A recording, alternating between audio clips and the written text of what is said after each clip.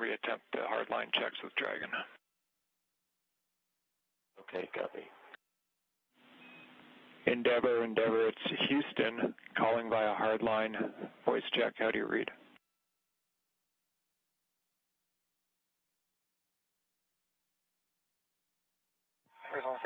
Say again. And station standby, Endeavor. This is a call for Endeavor via hardline voice check. How do you read? Houston, Endeavor, completely unreadable. It's skipping pretty badly.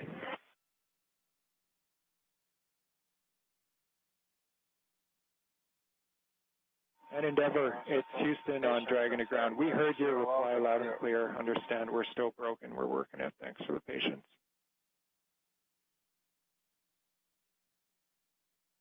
We got you, Josh. That's exactly the case. Thanks.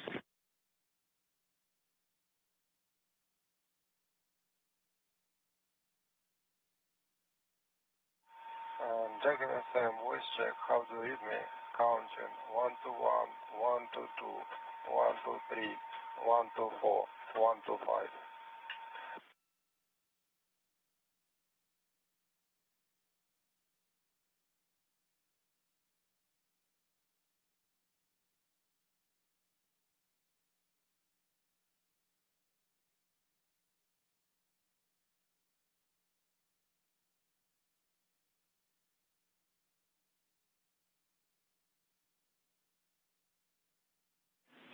And station on 2 for Anatoly. Anatoly, we're hearing you loud and clear in Houston. We seem to have an issue still with COM2 Dragon, so we'll just have you stand by. We'll let you know when we're ready to retry. Thanks for your patience. Okay, call me on Space to Ground 1, please.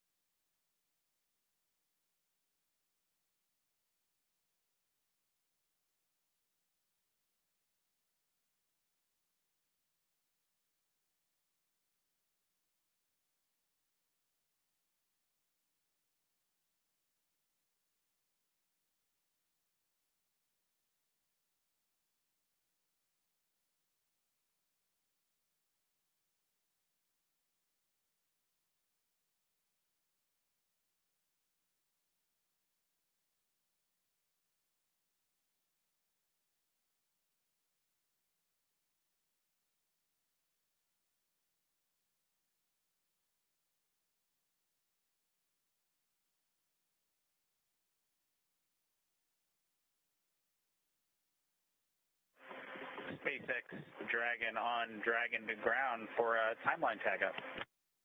Go ahead.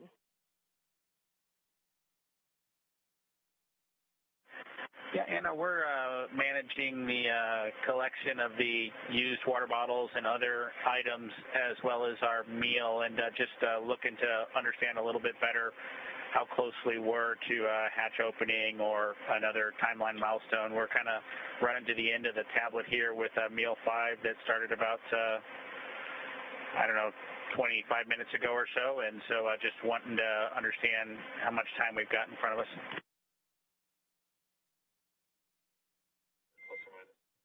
In Dragon SpaceX, we estimate we are about an hour to Dragon hatch opening.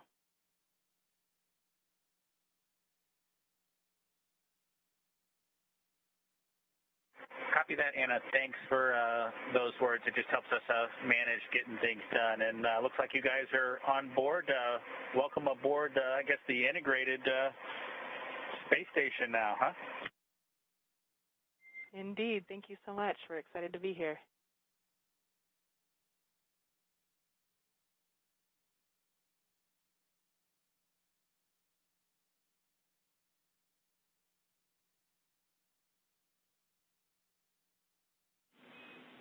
Endeavor, Houston calling over hardline for a voice check. How do you read us now?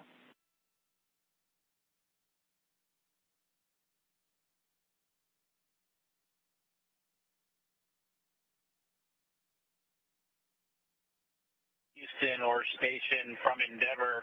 I'm not sure the location of that last call, but still quite a bit of skipping and unreadable.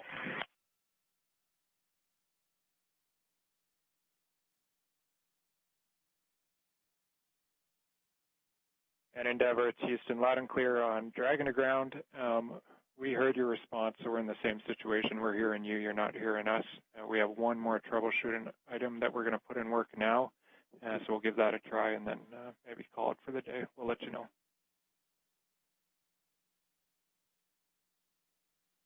Endeavor copies. Thanks, Houston.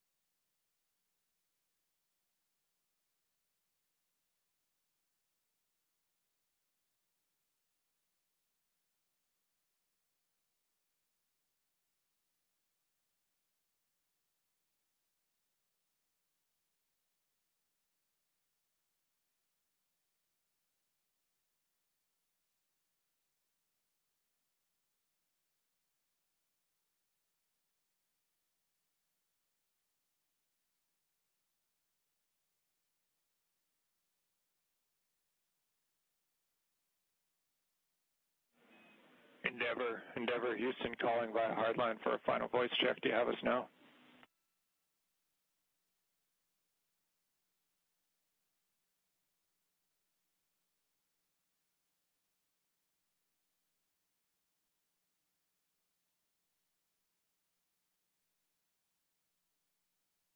Houston, Dragon on the big loop, that was an improvement, but it's still completely unreadable.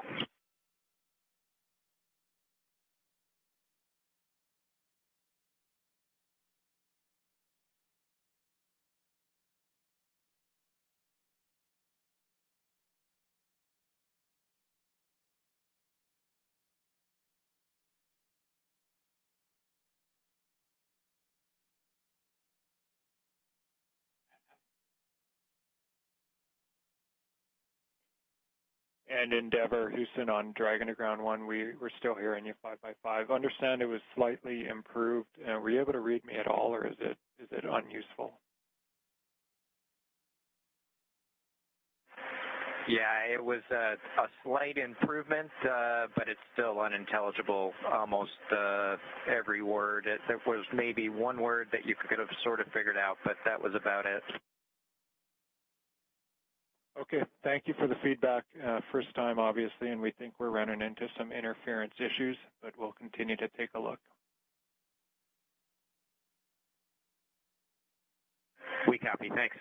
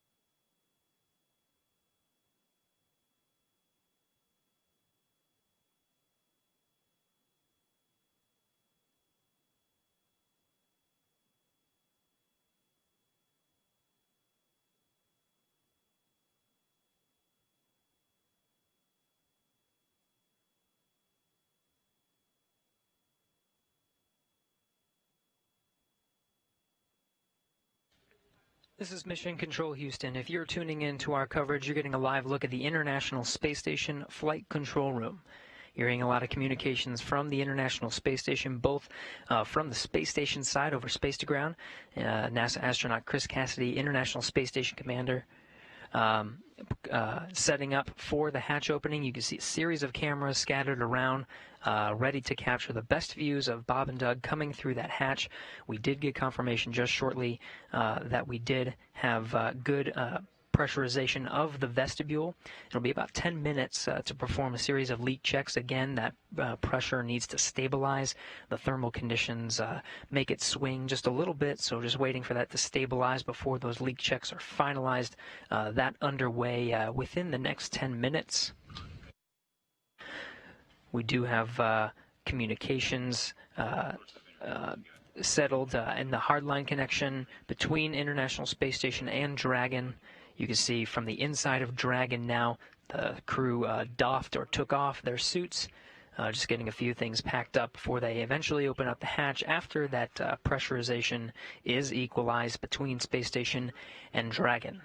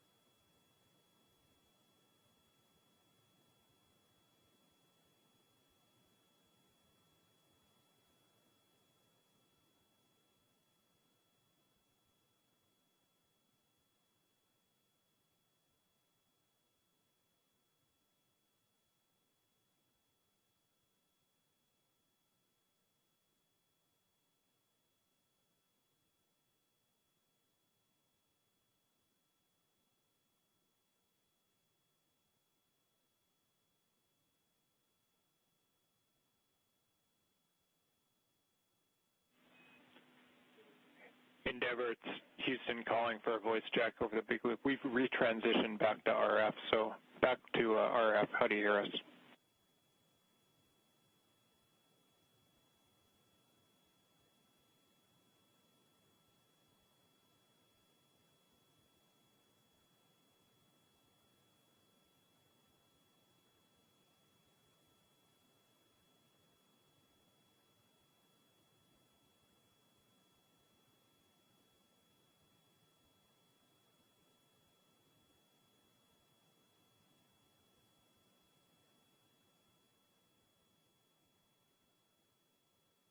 Houston Dragon on the Houston Dragon on a big loop.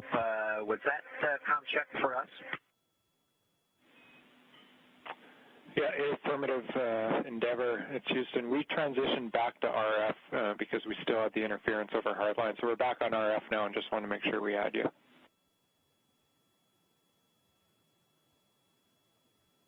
We've got you loud and clear on RF. Loud and clear as well. We're just going to leave it here for now. Thank you.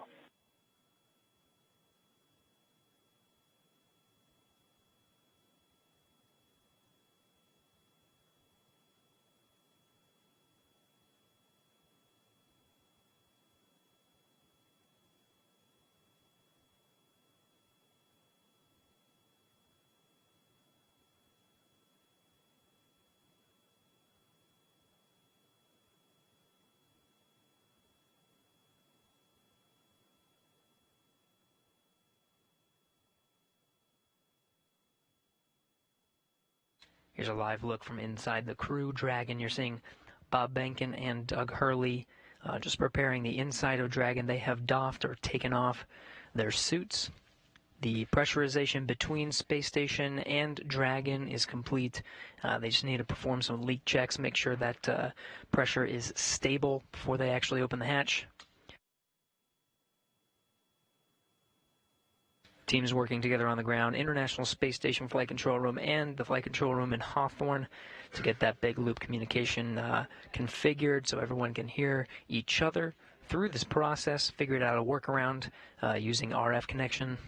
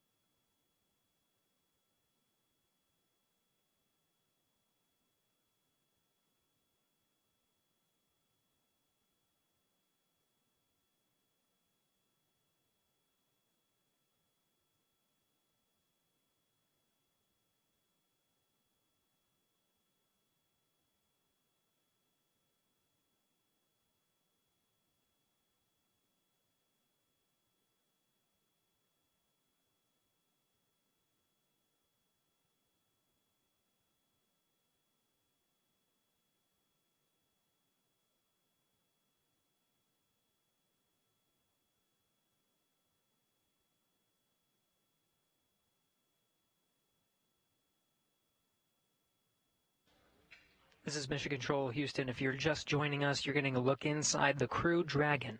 That was Bob Bankhead seated on the right side, the pilot seat, or the Joint Operations Mission Commander seat for Demo 2. He and Doug Hurley, the commander of the spacecraft, just preparing the inside, putting away some trash. They just doffed their suits, and right now just waiting for the pressure to equalize between the International Space Station and Bob and Doug. Just two hatches, really, separating them from the inside of the orbiting complex. Aboard International Space Station, Commander Chris Cassidy has been outfitting Node 2.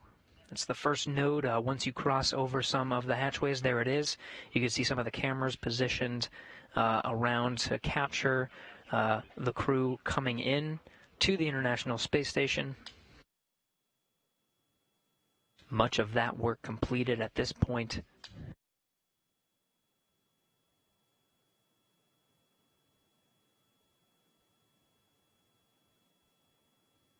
Really, at this point, just waiting for good leak checks between Station and Dragon.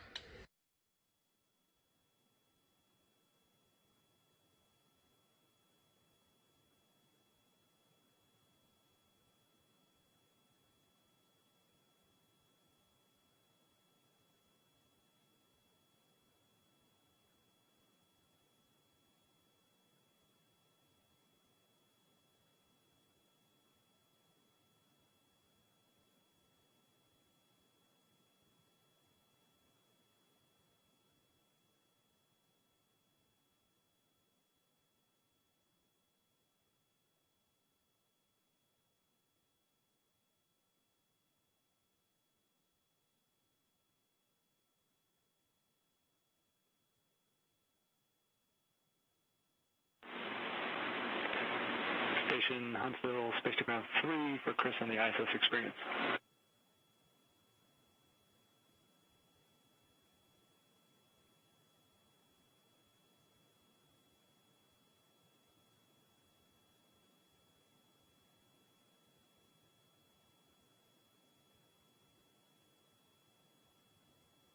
Head on 3.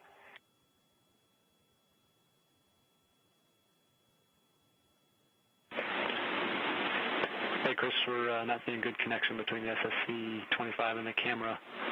We're coming up on a handover, but they're looking for a reboot of SSC-25. Reboot 25, copy. SpaceX Dragon on Dragon to ground for inventory. I am here and ready to copy.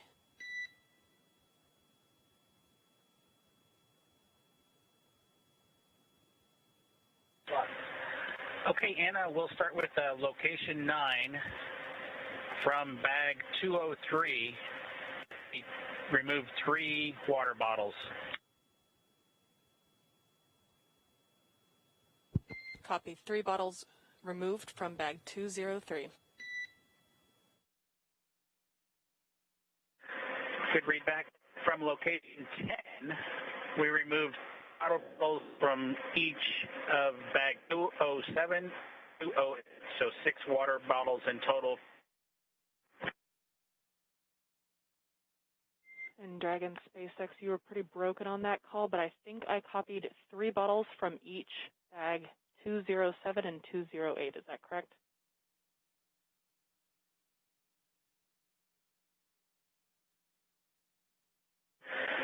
That is a good read back, Anna. I copy.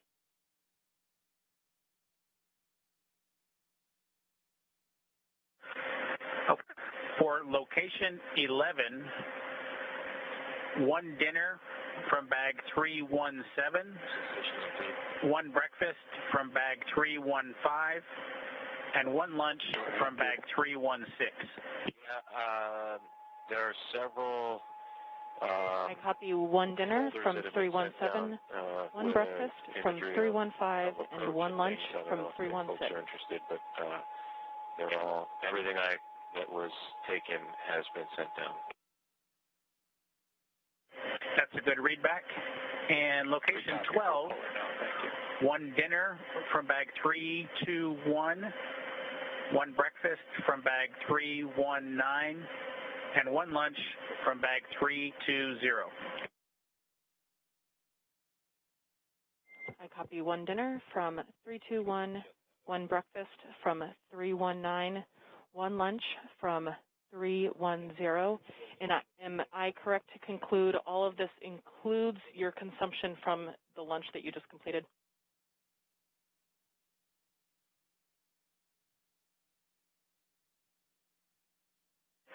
That's correct, Anna. We've finished eating, and the lunch we just completed is a good, complete list of what I've read down to you so far. The only thing we have remaining is the flush of the waste system here, and we'll do that with a water bottle and report when we do that a little bit later. Copy. That sounds like a perfect plan. Thank you so much.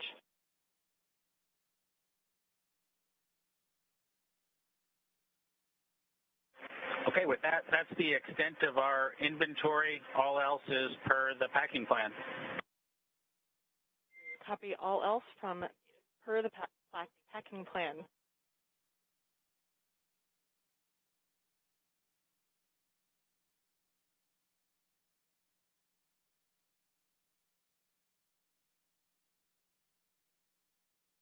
This is Mission Control Houston. You've seen Chris Cassidy, International Space Station Commander, do much of the setup, but he does have two crew members on board, both Russian cosmonauts. Next to him right now is Ivan Wagner, rookie space flyer that was on the same Soyuz spacecraft that Chris Cassidy launched on from the Baikonur Cosmodrome just a little more than a month ago. Also on board is Russian cosmonaut Anatoly Ivanishin.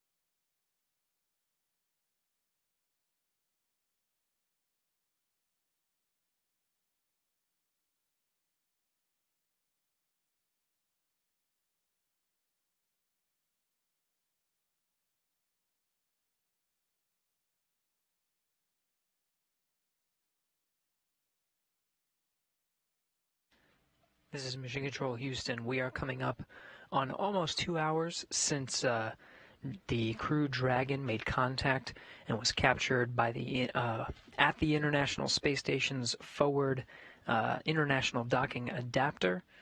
That happened at 9:16 a.m. Central, 10:16 a.m. Eastern. Still working through some of those milestones, equalizing the pressure between Dragon and International Space Station, verifying some of the communications, and of course you see Bob Behnken and Doug Hurley inside, continuing to prepare the inside of their vessel before they make their way inside the orbiting complex.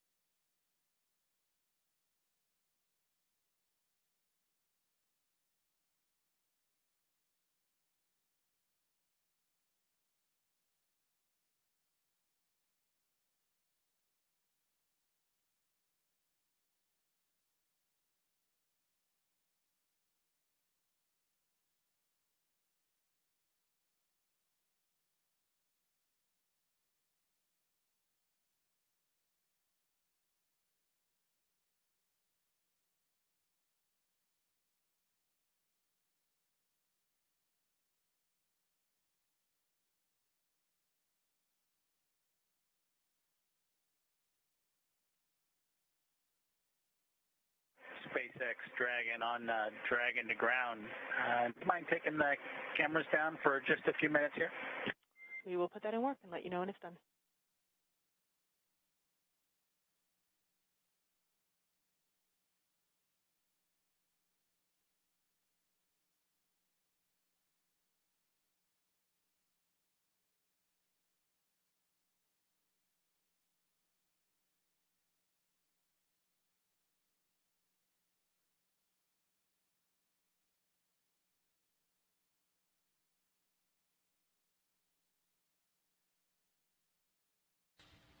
This is Mission Control Houston. You heard the call from Bob Behnken, Joint Operations Mission Commander of the Demo 2 mission, taking down some of those video feeds. We're still waiting for some of those milestones to pass before actually opening the hatch. The Dragon crew continuing to get themselves ready before opening the hatch. Chris Cassidy on the other side, just preparing some of the camera views, making sure everything's set there, done even a little bit ahead of time. We do have confirmation that there is a good data connection path between Dragon and the International Space Station. Some of those checks underway next.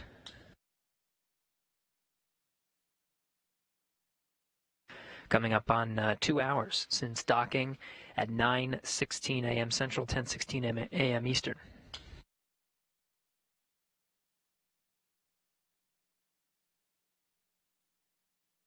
Space Station on 3.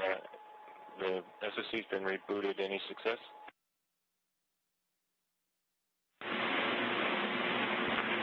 Chris, we see good connection between the SSC and the camera, and we're just performing the calibration now. We'll start recording shortly. Thanks for your help. Yeah, no problem. Happy to help. Dragon SpaceX, we have gone exterior with the cameras.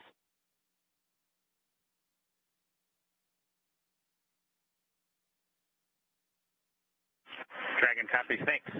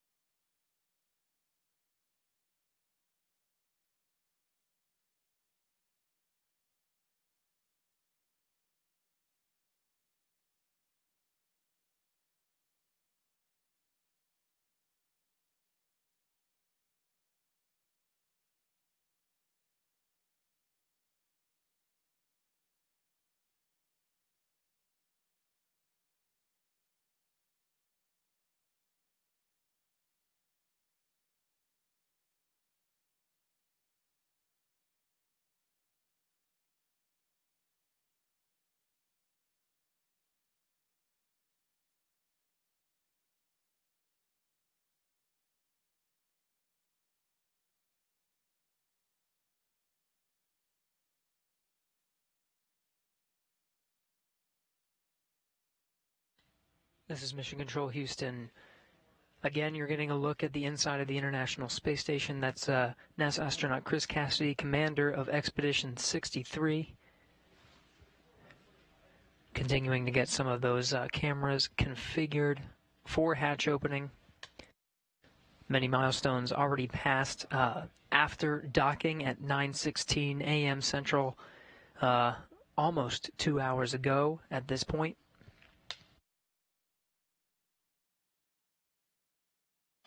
At the time of docking, the International Space Station was on Russian thrusters. After contact and capture, was moved over to control moment gyro, stabilization and attitude control. Now back to its standard configuration of thrusters and control moment gyros. After an umbilical connecting Dragon to the International Space Station was established, we did get confirmation of good power flowing from the International Space Station to Dragon. Dragon now relying on station power. We did get confirmation of good data transmission. And of course, the teams here on the ground, both here in Houston and in Hawthorne, troubleshooting some of the communication to make sure that is ready to go prior to hatch opening. Pressurization between International Space Station and Dragon brought up to the same pressure, 14.7, the same we would find here on Earth. Leak checks are next to confirm the pressure is stabilized between the two vehicles. You see the hatch just on the other side of Chris Cassidy there. That's the hatch to the pressurized mating adapter. There's two more hatches once you go down that hatchway. One is to the international docking adapter, and the other is the hatch of Dragon itself.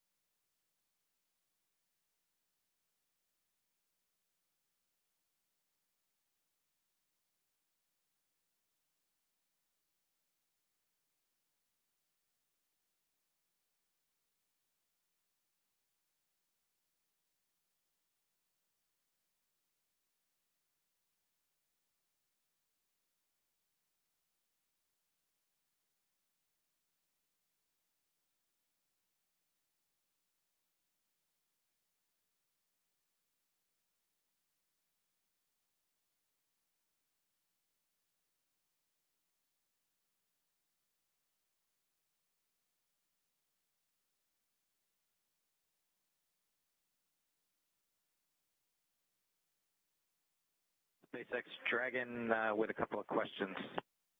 I am here and ready to copy.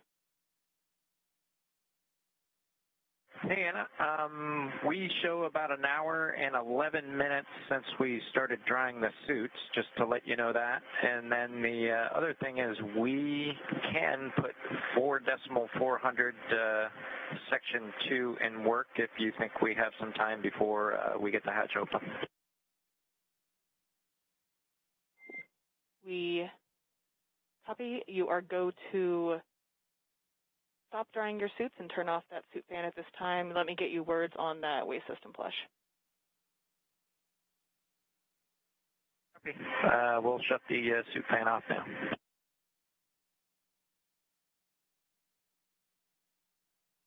In Dragon SpaceX, we are about a half hour prior to hatch open, so you are go to do that waste system flush if that sounds good to you at this time.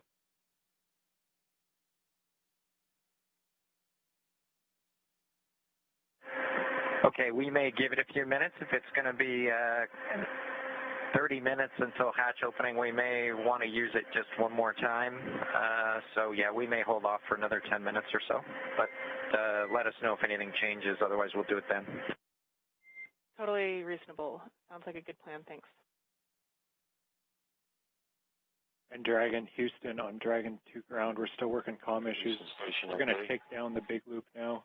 We'll maintain you on Dragon to ground. We'll call you when we have hardline back inside. Stand by 1 second. Chris. Dragon copies, Houston. Thanks. Go ahead, Chris. Sorry, we're stuck into Dragon.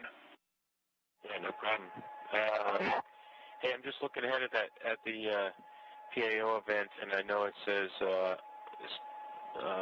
video through the node 2 and space to ground 2 up and down. It would only take me about 1 minute to change back over to the encoder and go do comm the normal way that we do PAO events, if that's something that's preferred. It really is super fast, and I can get you that way in that config real quick if you need it. Later. Copy, Chris. Yeah, copy. Thanks for that. We'll offer it up, and I'll let you know if we want to go that way. Copy. Obviously not urgent or important, just throwing it out there.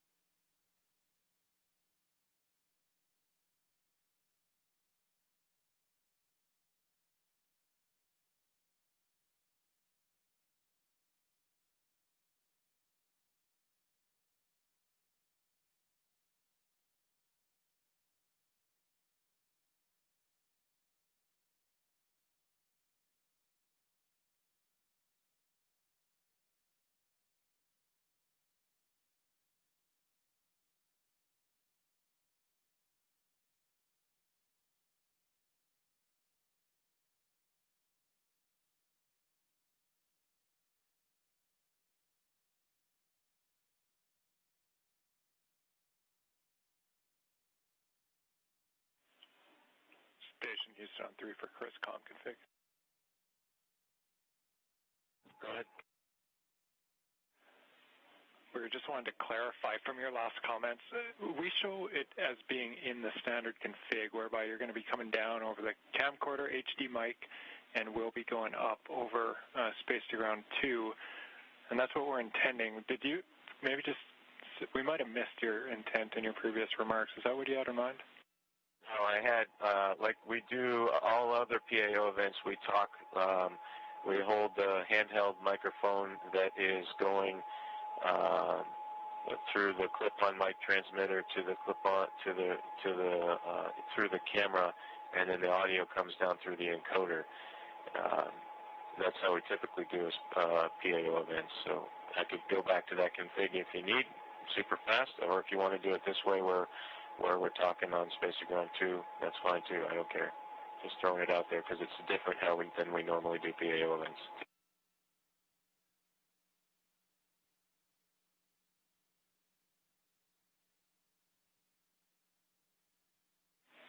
Semi.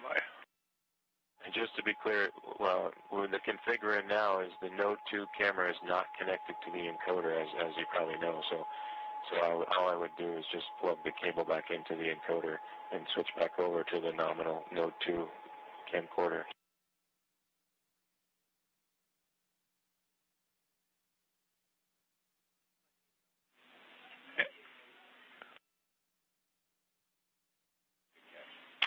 And Chris, that is clear. The camera needs to be plugged into the encoder. So what you're saying is what we need. We don't know where it got swapped up, but the camera should definitely be plugged into the encoder, and audio is coming down via that encoder.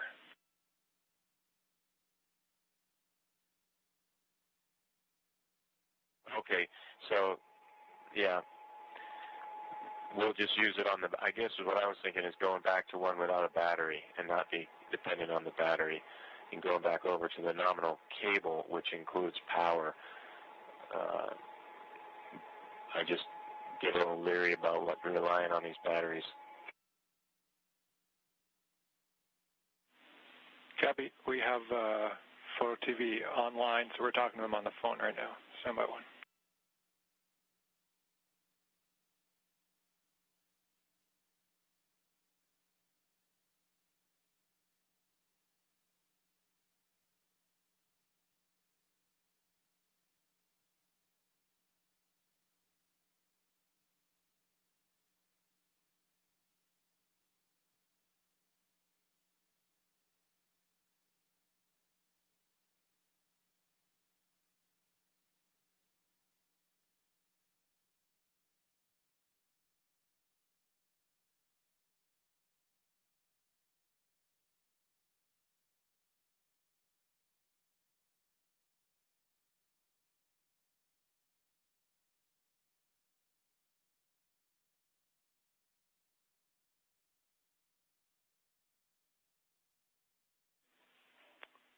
Station Houston on 3 for Chris.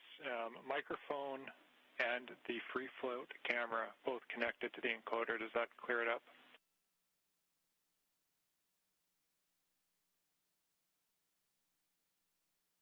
Okay, copy all. You want the free float camera, and we'll use the handheld microphone through the ATU.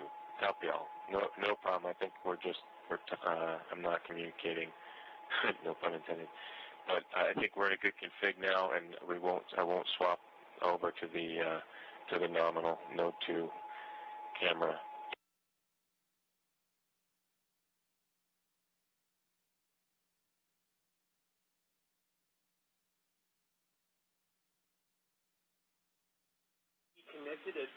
Down by Chris.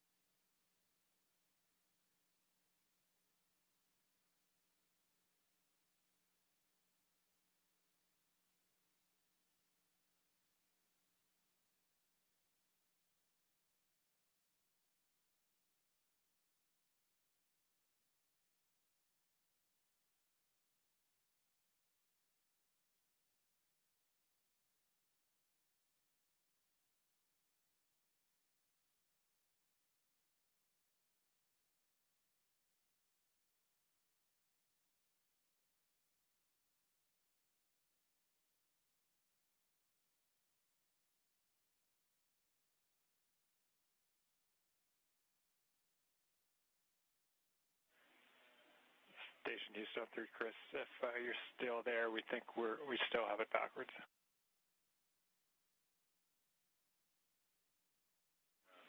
So I see you look.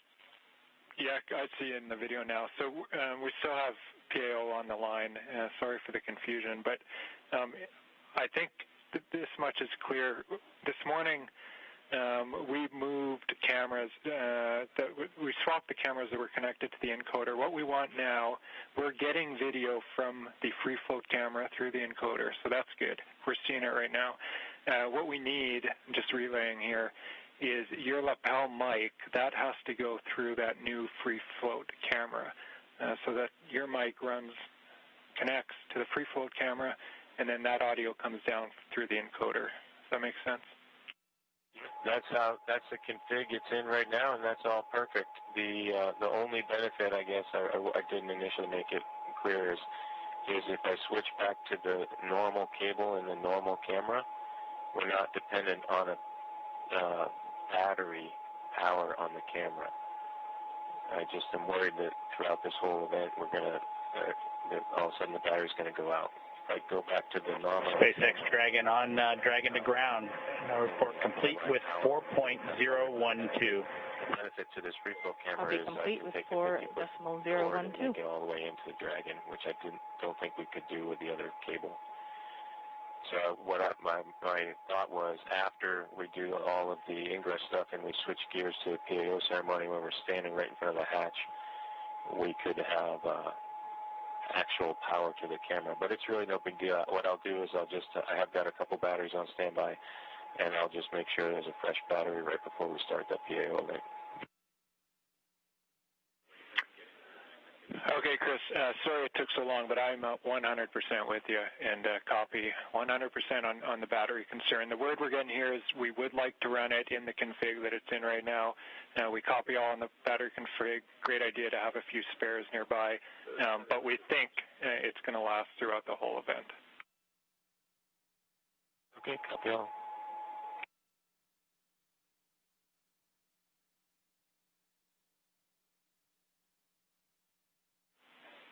And Station Houston on 3 for Chris.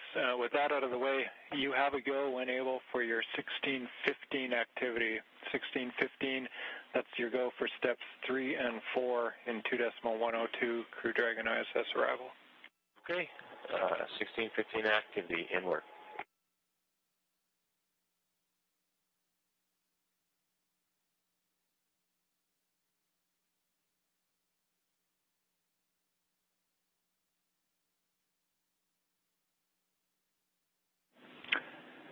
Endeavor, Houston calling on hardline for a voice check.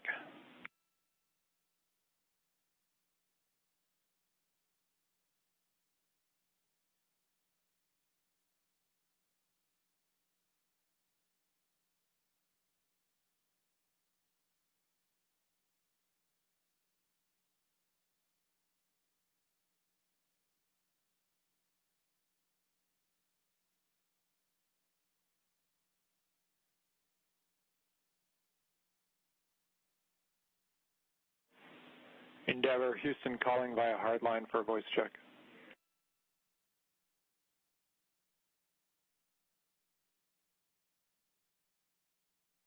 Loud and clear, how was? Hey, Endeavor, Houston, we have you loud and clear on hardline. Great news. Well, congrats. Sounds like we got it at least somewhat sorted out. Affirmative, concur. We think we might have found it, interference between C2V2 and the hardline system, but we're going to keep it here for now and proceed down the timeline. Never copies.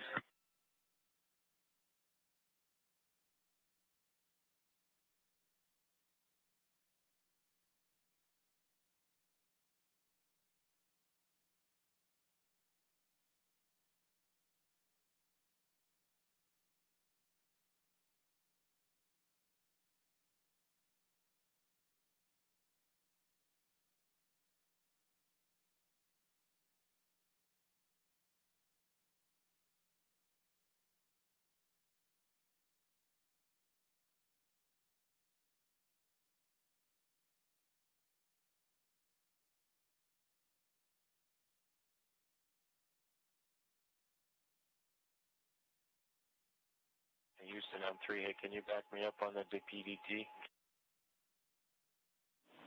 Will do, we're checking.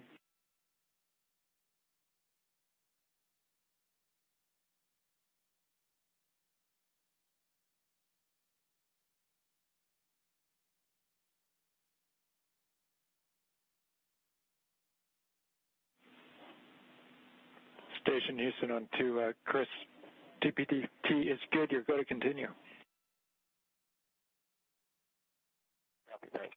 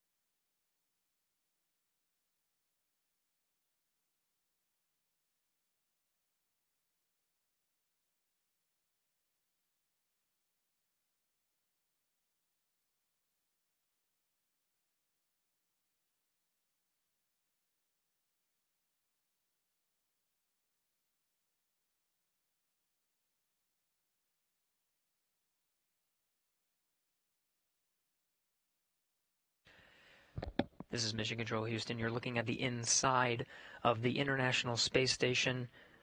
What you were hearing before were just some of the audio and video checks, just making sure that everything's synced up so that we get the best views and the best audio possible for when Bob Behnken and Doug Hurley come through that hatch. We're working towards a hatch opening now. You can see Chris Cassidy down the pressurized mating adapter. That hatch will open up to the international docking adapter. On the other side is the Dragon hatch. Cassidy working through those procedures after pressure equalization was complete. Now expecting around the order of 10 to 15 minutes maybe until we finally get that hatch open. So we'll stand by, keep those views coming from the inside of the International Space Station to welcome Bob and Doug aboard.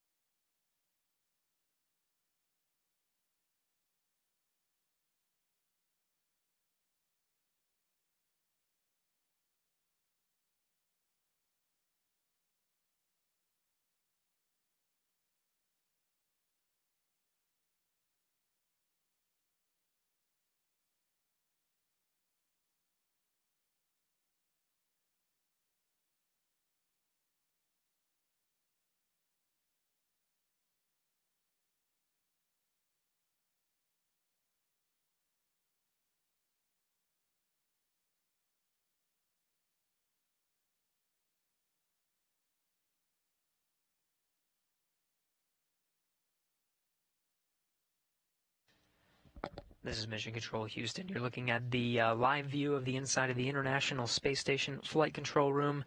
The team here, Orbit 2 team, led by Flight Director Scoville, is working through the intricate process of making sure everything is ready to open the hatch and welcome Bob Behnken and Doug Hurley aboard the International Space Station. It's been a journey so far to get to this point. More than 2 hours ago, made contact and capture with the International Space Station was the Dragon vehicle, the Crew Dragon vehicle, with Bob Behnken and Doug Hurley aboard, 9:16 a.m. Central, 10:16 a.m. Eastern. Dragon FM voice check. How do you read me? Counting. 1, 2, 1, 30-minute 1, timer that 2, you gave 2, us a little 1, bit 2, earlier. 3, 1, 2, 4, 1, 2, 5. Here, and then give you go to come back on board.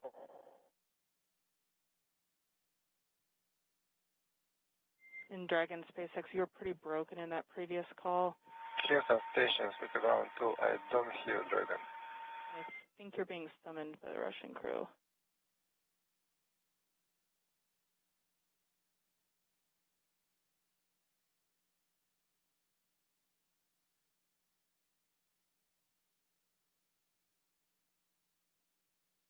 In Dragon SpaceX, I was told to proceed with you. Can you please repeat your last?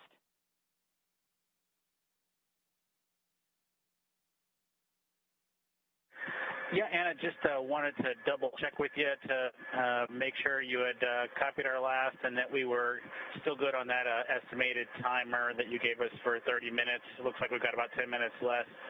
So we'd like to pick up in section 2 of 4.400. Checking.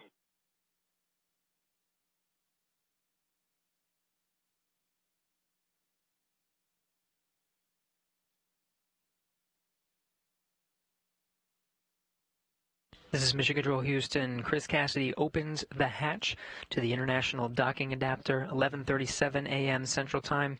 Station and Dragon flying together, 267 statute miles over the South Pacific. This is a view from the camera at the forward end of Dragon. 20 minutes until Dragon hatch opened, and the APAS hatch was just opened.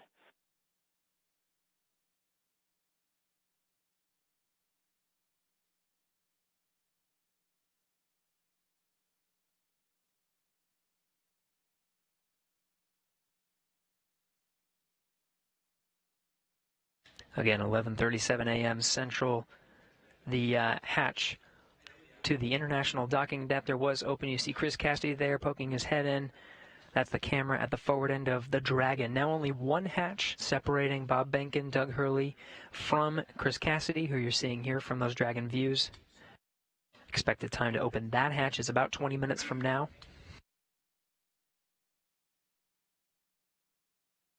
We'll report that time to you and expect to do a welcome ceremony at 12:15 a.m. Central Time, 1:15 p.m. Eastern. That'll welcome Bob Behnken and Doug Hurley aboard the International Space Station as part of the Expedition 63 crew. We'll get to hear some words from them and have some VIPs here in Mission Control Houston to provide words to the teams that oversaw the entire mission and the crew aboard the International Space Station. Station Houston, we copy the hatch open, no condensation, thanks.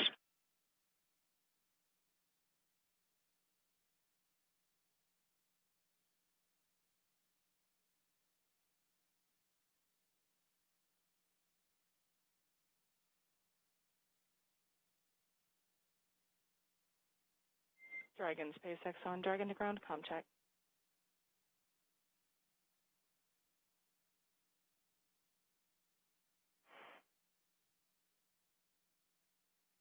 Dragon to ground, how us?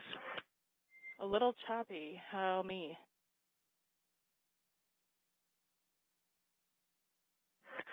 You are loud and clear. We'll put section 2 of 4.400 in work. We copy all, thank you, and please give Anatoly a call on Big Loop.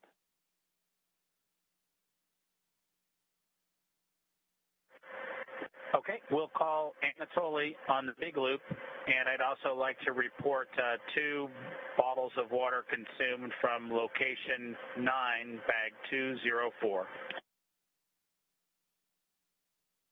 Location 9, bag 204, and to confirm that was for the waste system flush.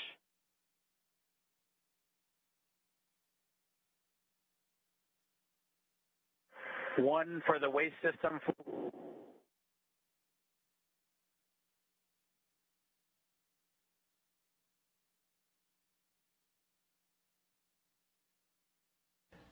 Chris Cassidy, removing that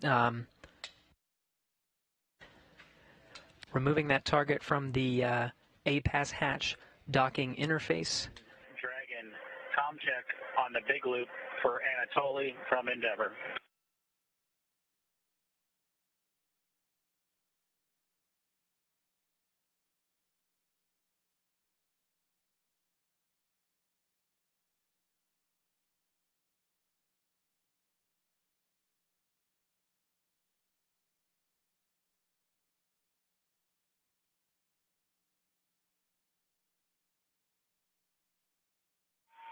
Dragon FM voice check. How to read me? Counting 1 to 1, 1 to 2, 1 to 3, 1 to 4, 1 to 5. Anatoly, Endeavour has you loud and clear. How copy? Copy, Houston. They have me loud and clear. Good to hear your voice.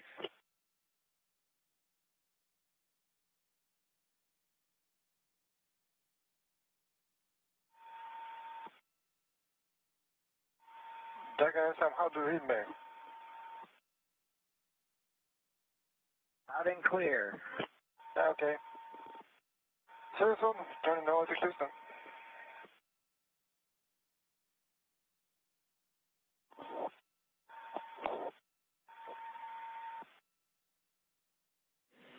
And all players from Houston, that completes the comm checks. Thank you. Copy. Copy.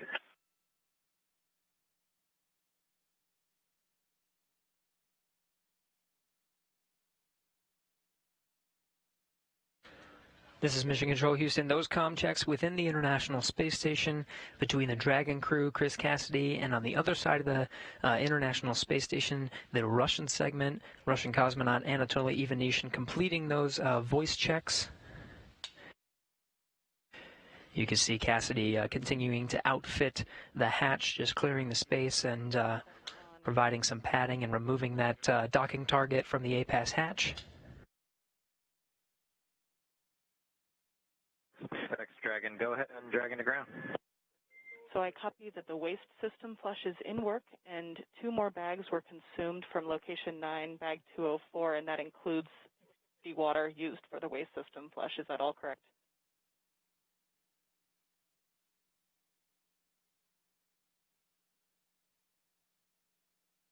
From bag 204, one of which Bob is in the process of consuming, and the other will be for the waste flush. That is correct. Perfect. Thanks for clarifying. And secondly, do we have your permission to come back on board with video? Negative. We're going to need about 2 minutes. We're just wrapping up ops here right now. Copy. 2 more minutes. We will await your confirmation.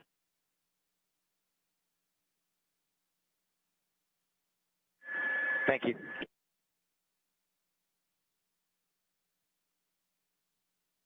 Still getting views from the infrared camera that's located right at the center of the Dragon hatch, looking at Chris Cassidy, International Space Station Commander, outfitting that hatch, getting ready for Bob and Doug to arrive. You're hearing communications over Dragon to ground.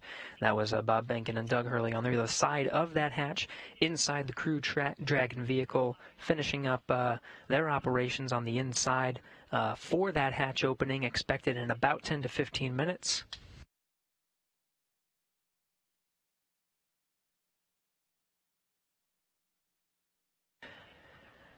Again, it's been a process to get to this point. Just about 2.5 hours ago, docking to the International Space Station was Bob Behnken and Doug Hurley aboard the first commercial American vehicle to dock to the International Space Station with crew aboard.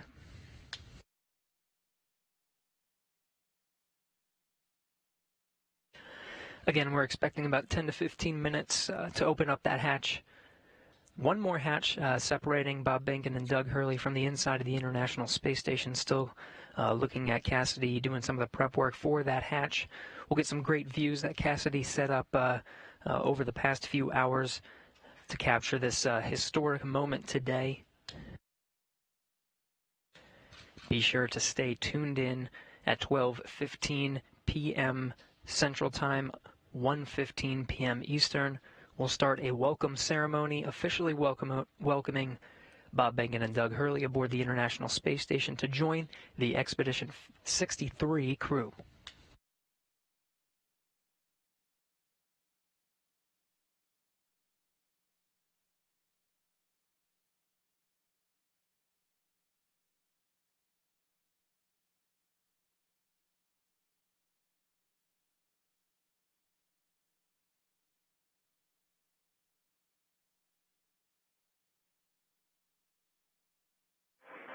SpaceX Dragon on Dragon to ground. Go ahead.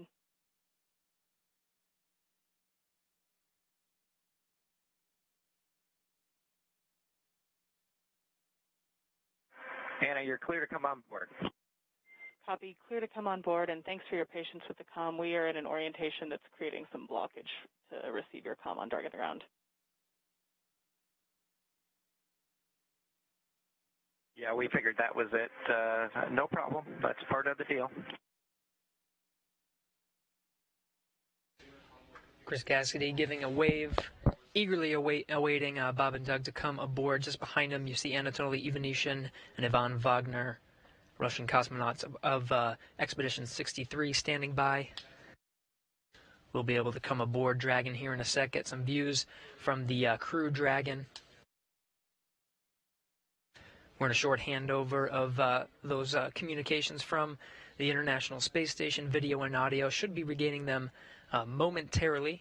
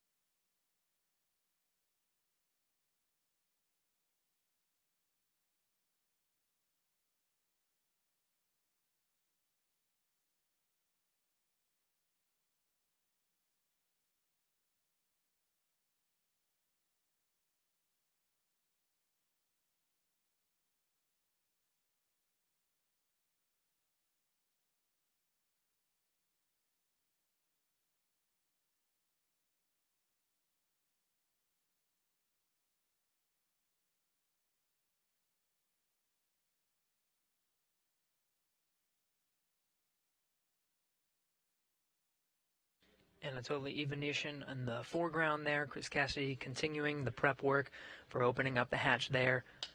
Again, the pressurized mating adapter hatch you see there in the foreground is open. The APAS hatch to the International Docking Adapter is open. Just one more, and that's the hatch of Dragon, the Crew Dragon vehicle.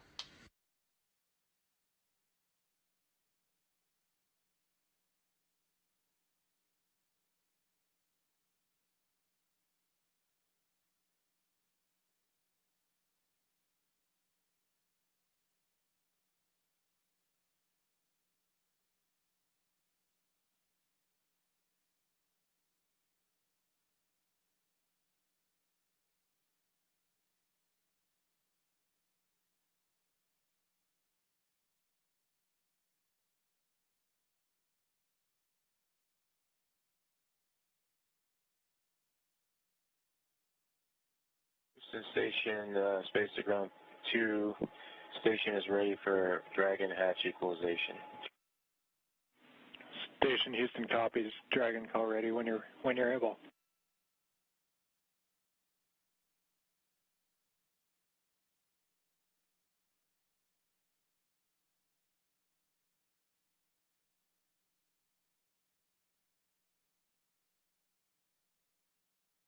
Houston, Dragon, go ahead. And Dragon, Houston, just looking to confirm that you're ready for hatch equalization.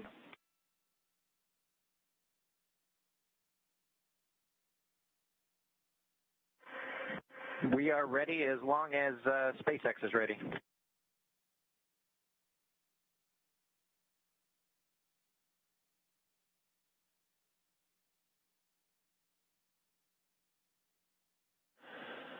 Okay, Station and Endeavour, stand by for equalization. We're putting it in work. Expected equalization time, 4 minutes.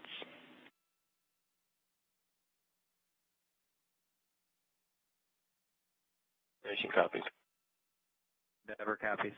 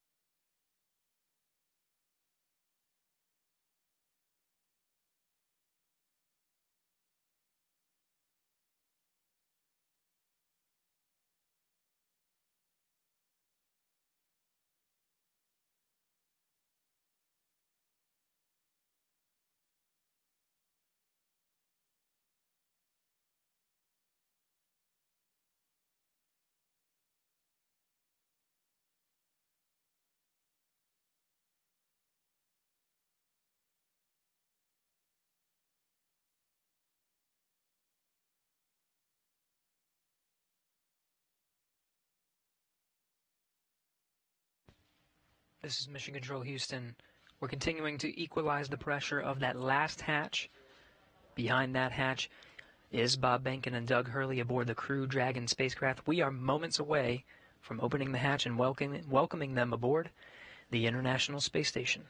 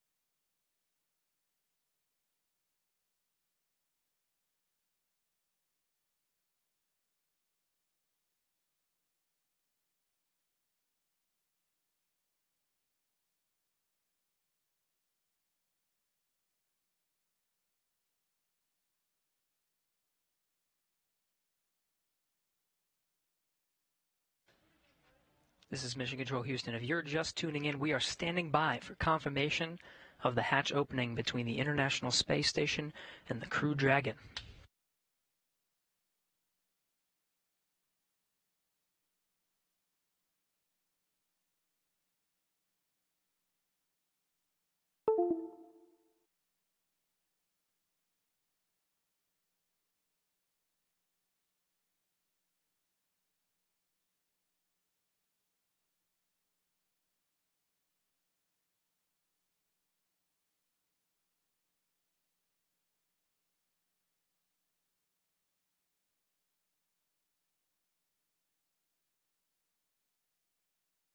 There's the hatch to the Crew Dragon.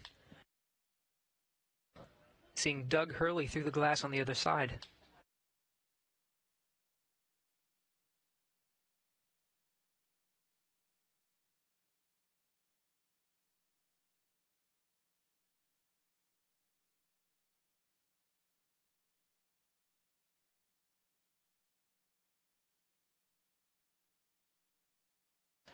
And there's Bob Benkin.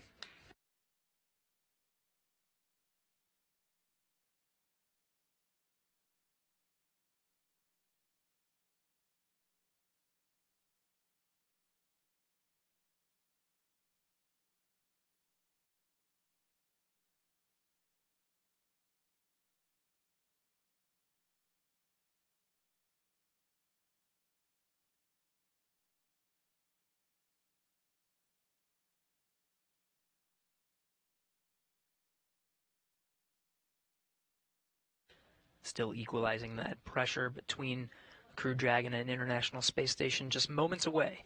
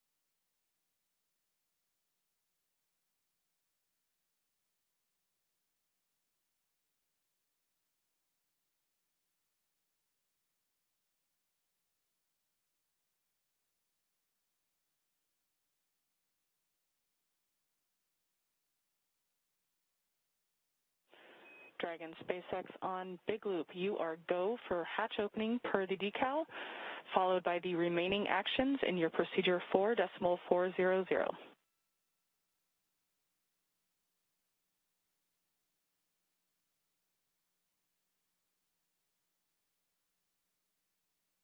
Dragon copies, go for hatch opening and remaining steps in 4.400.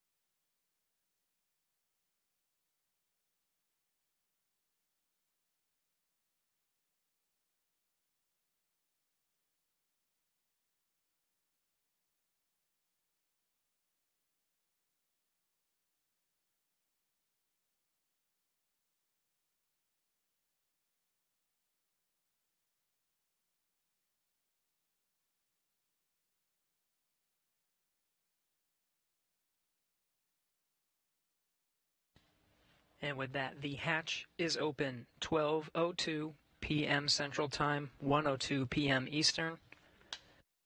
Bob Behnken and Doug Hurley opened the hatch to the International Space Station after launching from American soil on a U.S. vehicle for the first time in 9 years, the first time ever for a commercially built spacecraft.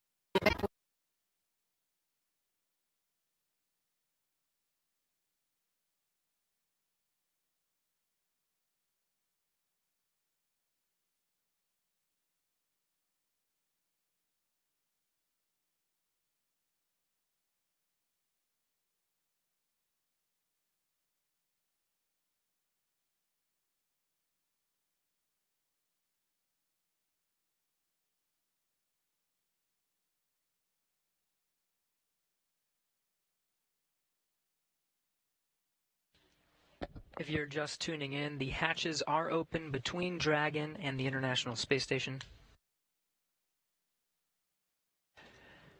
International Space Station Commander Chris Cassidy now talking with Doug Hurley and Bob Behnken aboard the Crew Dragon spacecraft.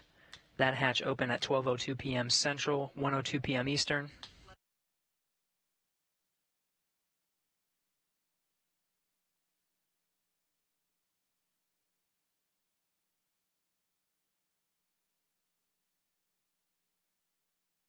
SpaceX Dragon on the big loop. The hatch is open in 5.5, 4.400. How copy?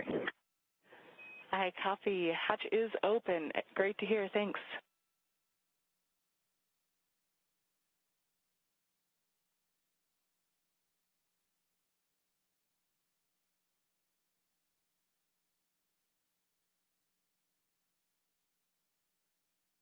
And SpaceX Dragon in 5.9, we're going to exit out of 4.400 and transition to 2.102 Crew Dragon ISS arrival through the hatch opening.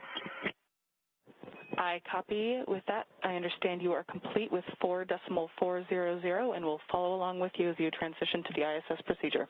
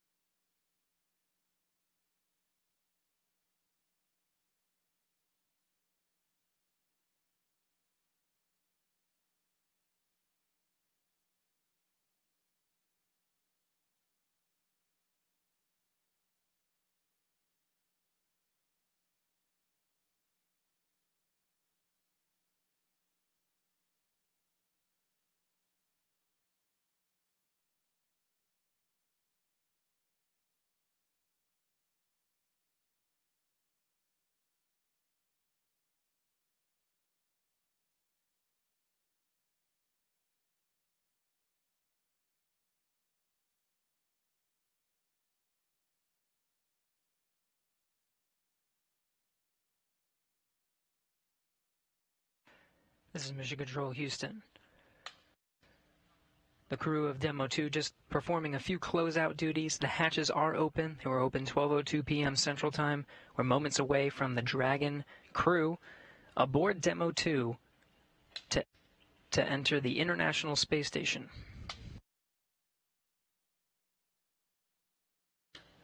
It'll be the first time that Americans will enter the International Space Station on a rocket launched from U.S. soil, built by an American company. The first time ever Americans will enter from a commercially built spacecraft.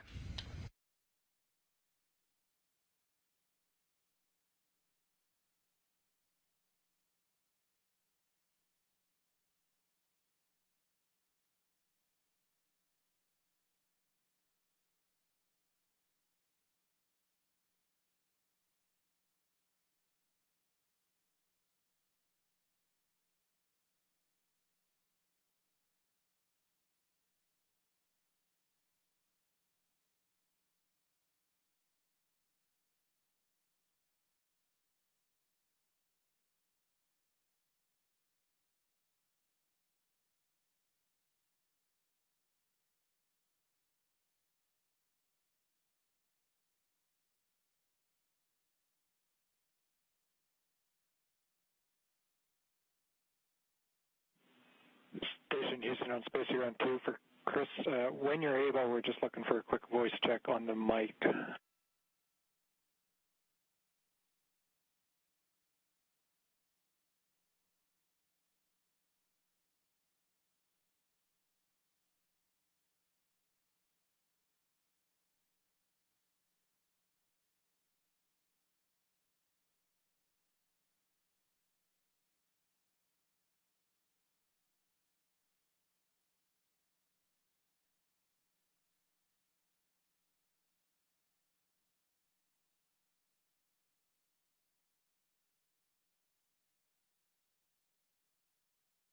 Station Space Ground 2, go ahead.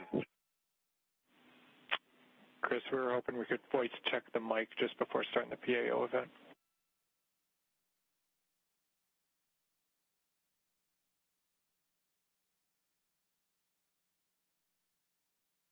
Okay, copy that.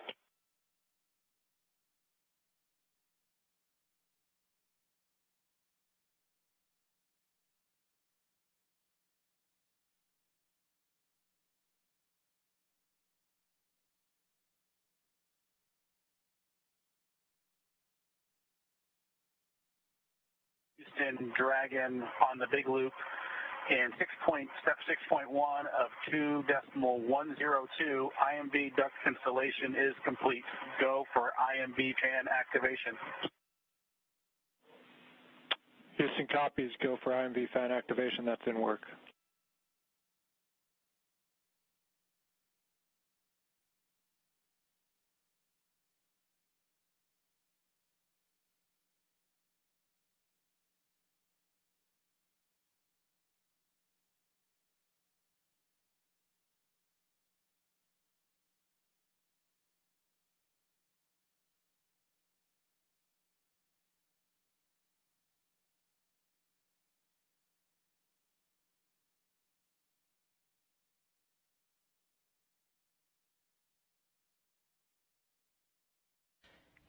If you're just tuning in, you're getting a live look.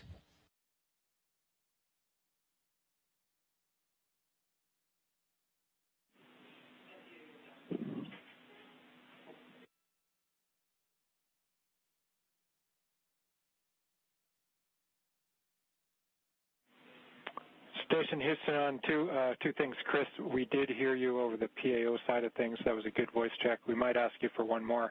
And then for the Dragon crew, you also have a go for 6.3. That's opening the location 23 and checking for debris. Dragon copies 6.3 in work.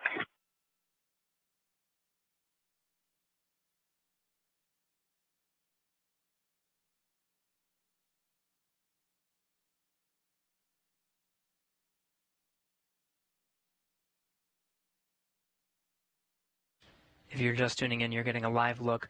On the left of your screen is a look inside the Crew Dragon on the Demo 2 mission. On the right, the International Space Station. Houston, Bob Benkin. Dragon on the big loop. We are ready for 6.4 and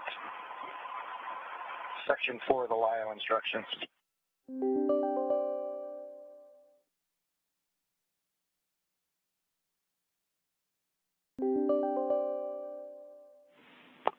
And Station, we copy. Dragon crew, you are go at 6.4. In work.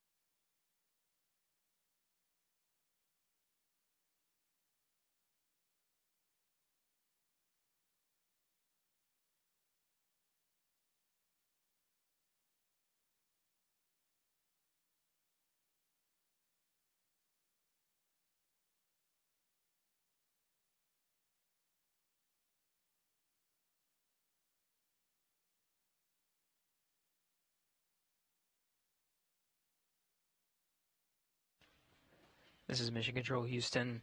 You're getting a live look at the inside of the International Space Station, losing video communication from the International Space Station. It will only be momentary. We'll have those views back to see Bob Behnken and Doug Hurley enter the International Space Station. When they do, it'll be the first time that humans will enter through this hatch for the first time in 9 years.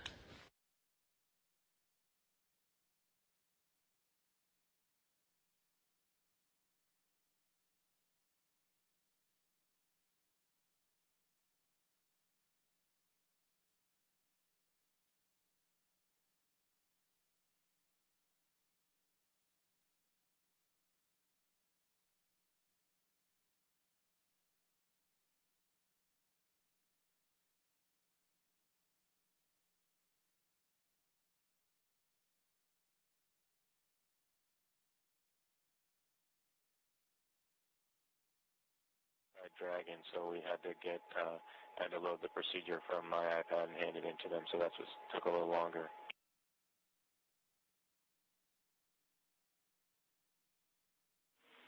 We copy, Chris.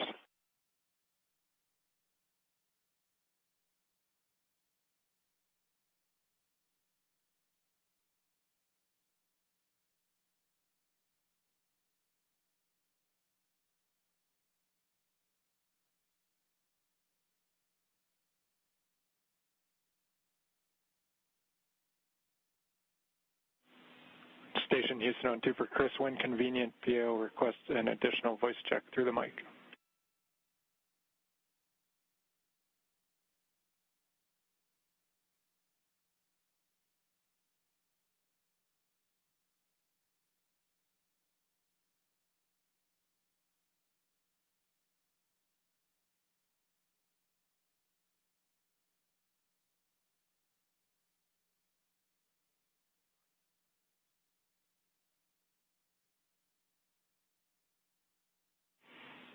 And Chris, we're not hearing you in MCC. We are apparently getting it through to PAO. Just stand by.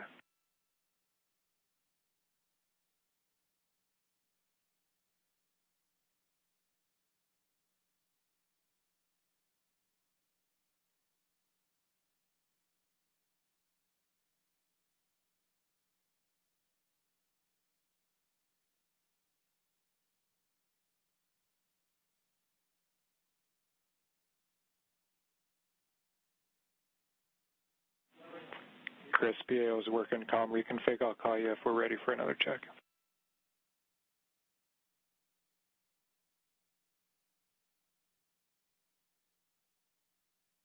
Houston and SpaceX Endeavour in 6.5 LIO cartridges sealed and installed.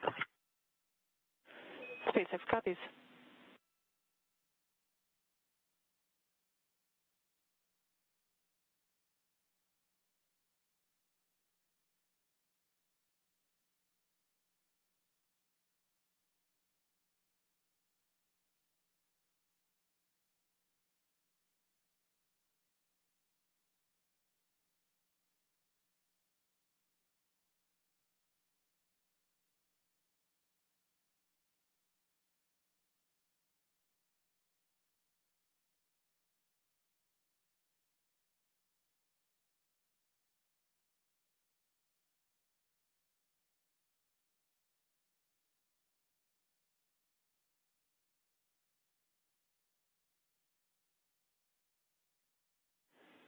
Station Houston on 2 for Chris. We wanted you to confirm that the mic is in channel 1. It needs to be in channel 1. A thought here is that it could have been bumped over to 2.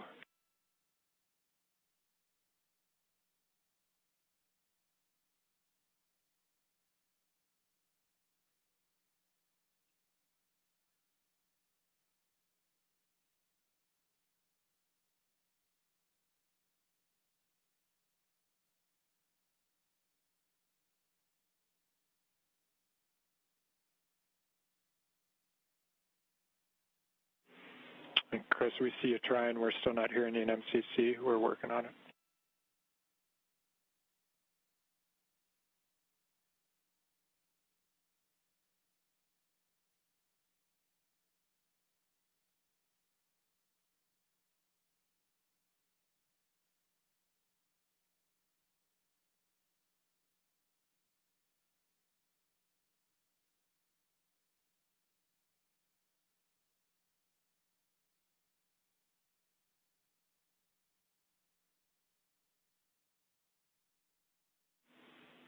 And Chris, nothing in MCC. We see you trying. The word here is that as long as that is in channel 1, any problems past that point are on our end, so we're looking into it. We'll be right back to you.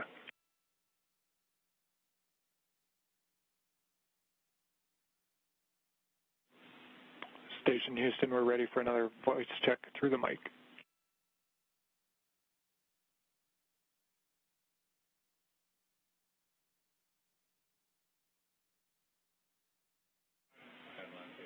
Station Houston, we have you loud and clear through the mic. Thank you.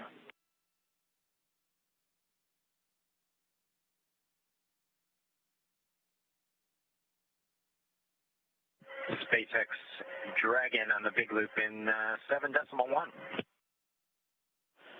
SpaceX here.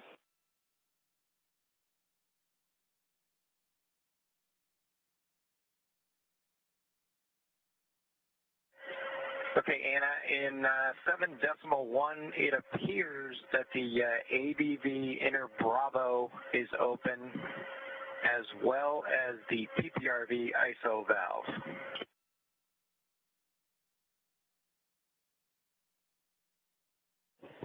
I copy that AVV inner Bravo appears to be open, as well as PPRV ISO valve.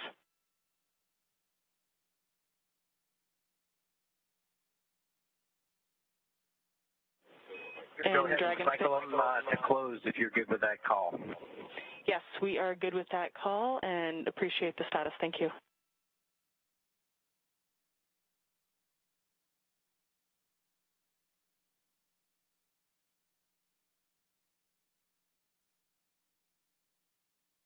This is Mission Control Houston. If you're just tuning in, hatches were open at 12:02 p.m. Central Time. We are moments away from Bob Behnken and Doug Hurley entering the International Space Station.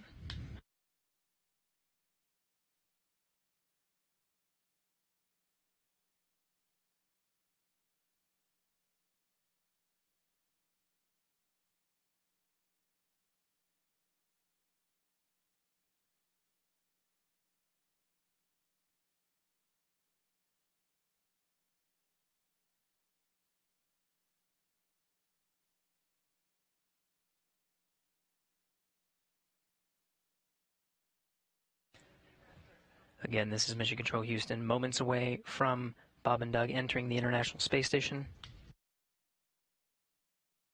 Shortly after they enter, we will conduct a welcome ceremony. There will be VIPs here in Mission Control Houston, Ficker 1. Looks like they're all closed visually now. We are in 8.3 for both SpaceX and Houston. Dragon arrival configuration is complete. SpaceX copies. All valves appear closed visually now, and arrival configuration complete. Excellent to hear. Houston copies. And with that, Endeavour, welcome to the International Space Station. Please come aboard.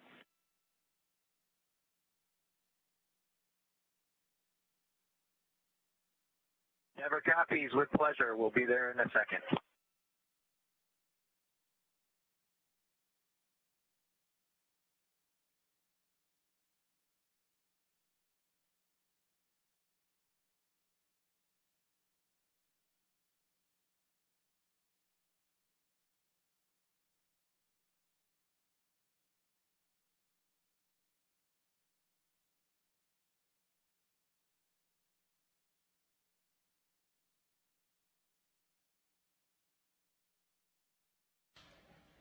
We have Bob Behnken from SpaceX Demo 2 mission entering the International Space Station.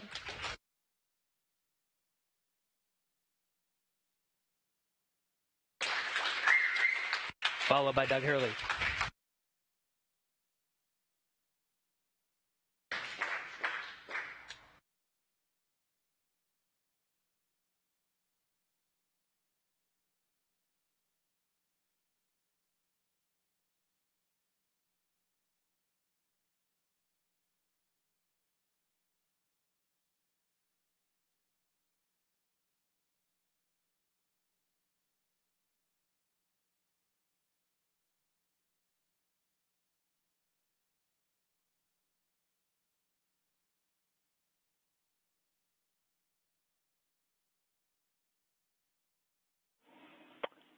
Station Houston, we see you, and it's a great-looking photograph.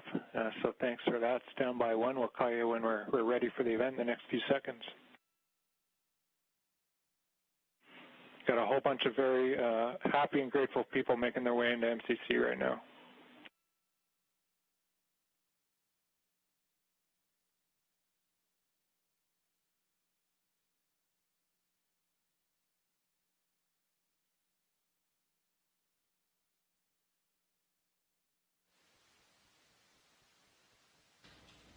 Demo 2 crew now aboard the International Space Station. They entered at 12:22 p.m. Central Time.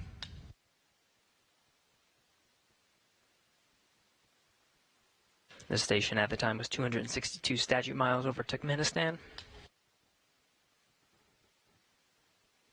Crew all gathered in front of the cameras at the Node 2 forward end of the International Space Station. Just behind them is the hatchway to the Crew Dragon on this Demo 2 mission.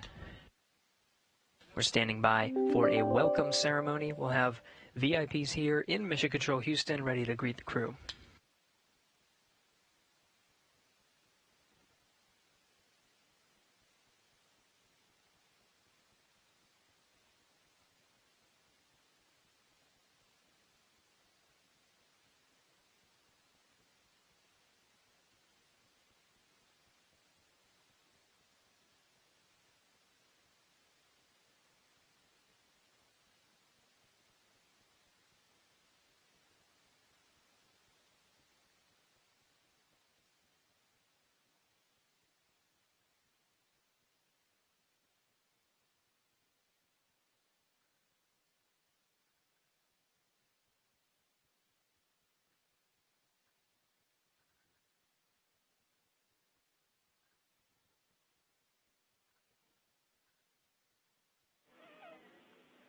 And station, we're just about ready. Stand by.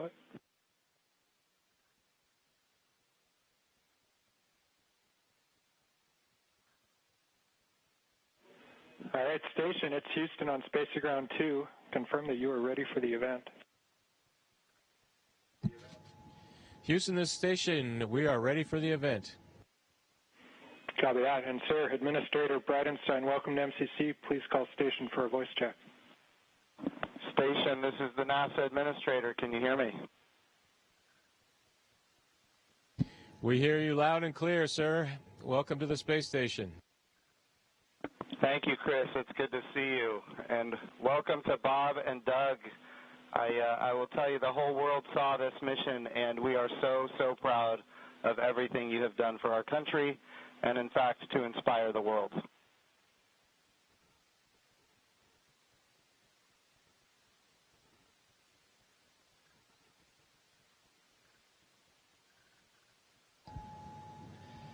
We sure appreciate that, sir. It's obviously been our honor to be just a small part of this. We have to give credit to SpaceX, the Commercial Crew Program, and, of course, NASA. It's great to get the United States back in the crewed launch business, and we're just really glad to be on board this magnificent complex. Well, we have some VIPs with us here, and I'm sure they have some questions that they'd like to ask you, but I have one of my own before I turn it over. And I just wanted to find out if you guys got any sleep on your way up there the last, I'd say, I get 19 hours. Did you guys get any sleep?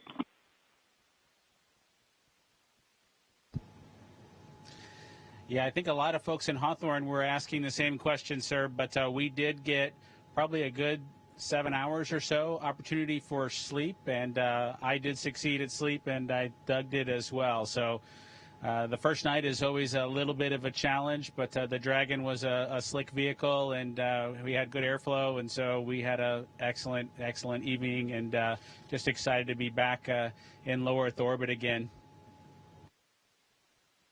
Amazing. Well, one of the people that is here with us today is Senator Ted Cruz, and of course he's a huge advocate of America's space program, and he's been somebody who has helped us so much as we transition from one administration to the next administration. And the reason missions like this can have success is because of continuity of purpose. And Senator Ted Cruz was a leader on a bill called the the NASA Transition Authorization Act. And because of that, we have had a lot of political support, and we're very grateful for his leadership. Senator Cruz, would you like to say a few words?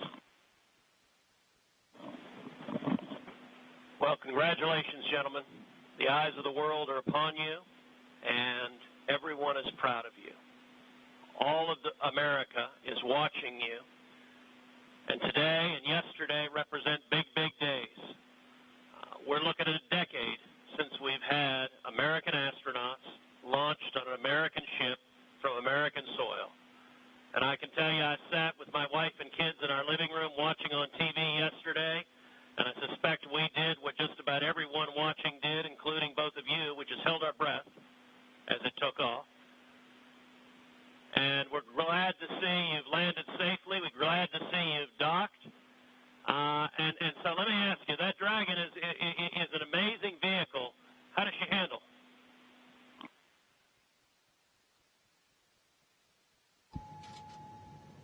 It flew just like it was supposed to.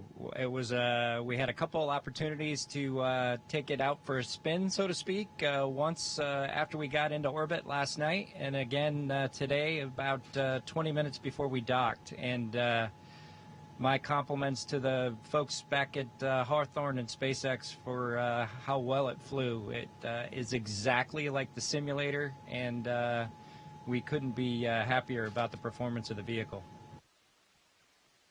What do you guys hope to accomplish in your time on the International Space Station?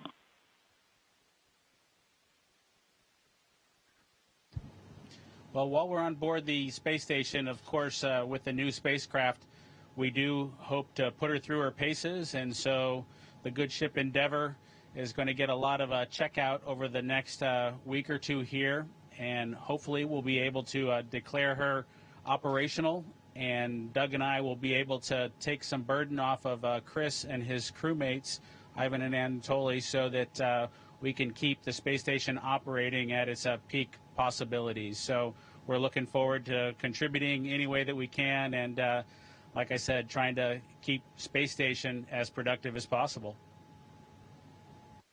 As a country, we're in the midst of a tough week. We're seeing protests, we're seeing a lot of anger, we're seeing violence. And I have to say, this launch and y'all's docking is a powerful inspiration of what we can do when we come together, of the power of unity, the power of ingenuity. And so I guess the last question I would ask you is since you have the opportunity to address, in particular, all the young people in America, what would you tell them in terms of what we can do when we can come together?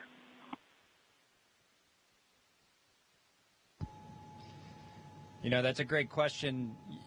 9 years ago, just about exactly 9 years ago, we docked with Atlantis on STS-135, the last flight of the Space Shuttle program, a 30-year program. And folks at SpaceX, folks at NASA, the Commercial Crew Program put their heads together and worked diligently year after year, making sacrifices, working hard. And then 9 years later, American launch capability was restored, and this is just one effort that we can show for the ages in this dark time that we've had over the past several months to kind of inspire especially the young people in the United States to reach for these lofty goals and work hard, and look what you can accomplish. Thank you, gentlemen. God bless you. Thank you, Senator Cruz. We have another very special guest here that represents the Johnson Space Center. And, of course, it's my good friend from the House of Representatives, Dr. Brian Babin. And I want to be clear, he also was a big part of the NASA Transition Authorization Act, which gave us the continuity of purpose to make this happen today. So, gentlemen, here is Dr. Brian Babin from the state of Texas. Thank you. So great to be with you guys. I was at the launch yesterday. I just want to say a huge congratulations. And, you know, there was a thunderstorm that blew in about 30 minutes or 45 minutes or so before liftoff. and it was in doubt there for a minute, but it was just an enormous achievement. I just want to say thank you for you guys. Really appreciate what you're doing for America, and the crew that's already been up there, Chris, and your two fellow Russians. To give you a great big thank you as well. I have a son who was a Navy SEAL, and I want to thank you for your service there too, Chris. And also, I would like to just see what I know you've said that the craft, the Dragon, handled very well, but I want to see how it compares with the space shuttle. If one of you would address that, I would appreciate it.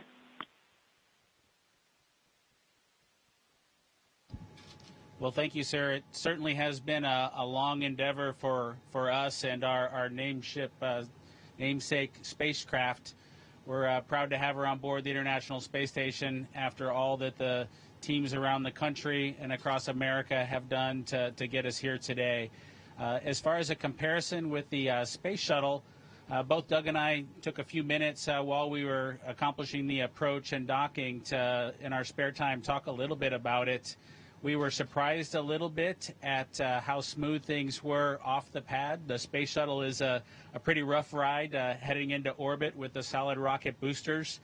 And our expectation was, as we continued with the flight into second stage, that things would basically get a lot smoother than the space shuttle did. But Dragon was huffing and puffing all the way into orbit, and we were definitely driving or riding a Dragon all the way up. And so it was not quite the same ride, the smooth ride, as the space shuttle was up to MECO. A little bit less G's, but a little bit more alive is probably the best way I would describe it.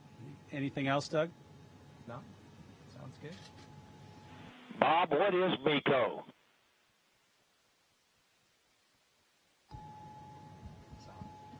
Sorry, I have to apologize for actually using the term MECO.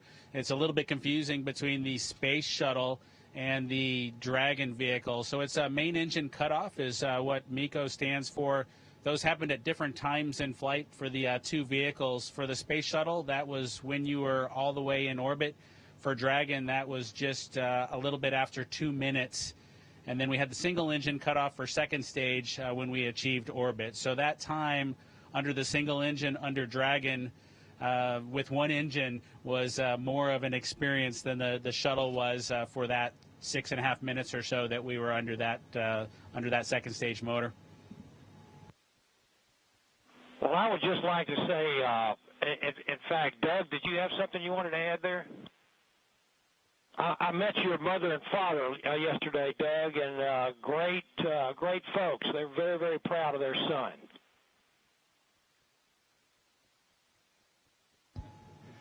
Yeah, that's pretty cool.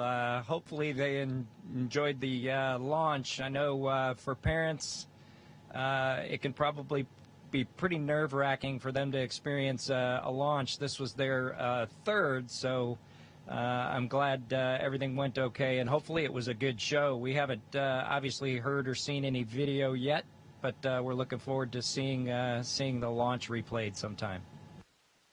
I can assure you that it was a great show. It was one of the treats of my lifetime, I would have to say, and many other folks that were sitting there looking all across the country and even the world. And I can tell you, as Senator Cruz said, we've gone through some really, really rough times over the last few days, and to have that successful launch, the public-private partnership between NASA and SpaceX, and you guys being so well-trained and having it go off without a hitch was a tremendous blessing for our country.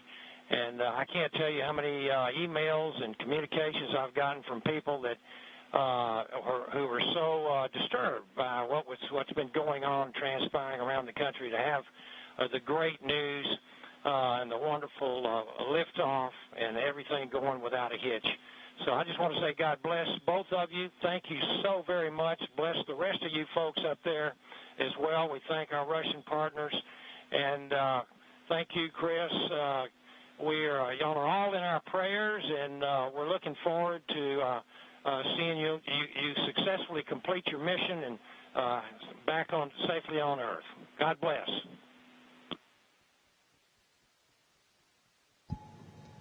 Thank you very much. Yeah, and just so you guys are aware, the show was in fact spectacular. The ratings on NASA TV beat everyone else. Not just some of them, it beat all of them, and that includes, just so everybody is aware, the whole world saw this. It trended #1 on Twitter. It was the #1 thing talked about on social media in general. This was an amazing moment, and it represents a transition in how we do space flight from the United States of America. NASA is not going to purchase, own, and operate rockets and capsules the way we used to. We're going to partner with commercial industry for access to low Earth orbit, and those partnerships are going to enable our providers to get customers that are not NASA and drive down our costs, and we're going to have numerous providers that are competing on cost and innovation and safety, and we're going to have more access to low Earth orbit than ever before. And this business model, now that it's been proven on commercial resupply of the International Space Station, now commercial crew to the International Space Station, this model is going to apply, and I know Senator Cruz has this near and dear to him, when we go to the moon.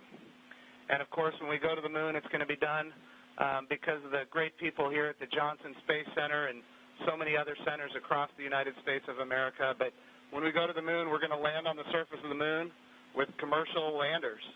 And, of course, we're very proud of the Commercial Lunar Payload Services Program being managed right here out of the Johnson Space Center as well, so that we can take small payloads to the surface of the moon. And all of this is leading up to an amazing day where we have humans living and working for long periods of time on the surface of the moon, but doing it with a purpose, and that purpose, of course, is to go to Mars. Humanity is going to explore more and be able to go further than ever before because of the public-private partnerships.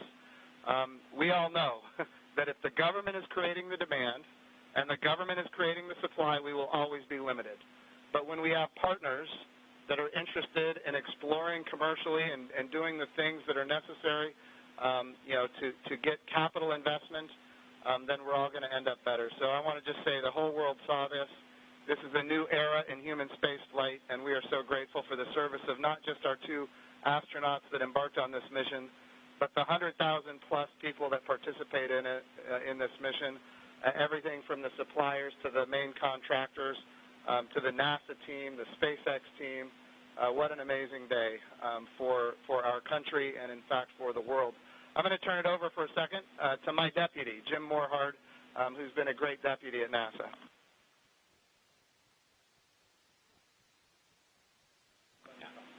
Gentlemen, congratulations. You know, Jim's mentioned going to the moon, and yesterday and today, you've inspired the Artemis generation, which is our next generation, and that's what this is about. It's really bringing the children that we've got and our grandchildren forward, so they'll be the ones that are going into deep space. This is the dawn of a new era, and we just thank you for being at the beginning of it. Thank you so much. It was absolutely our pleasure, but it's just a huge team effort across the board from SpaceX to NASA that made this all happen. We were just the lucky guys that got to fly the rocket yesterday.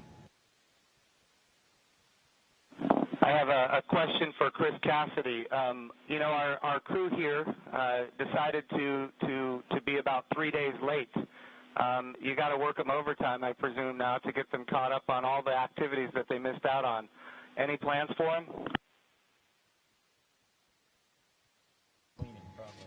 Well, the day they missed out on was a good one for them to skip. It was Saturday house cleaning, but I took care of it for them. We'll catch up next weekend. But in all seriousness, we've got a few things to take care of tonight, make sure we're all safe and we know the plan in case something bad happens.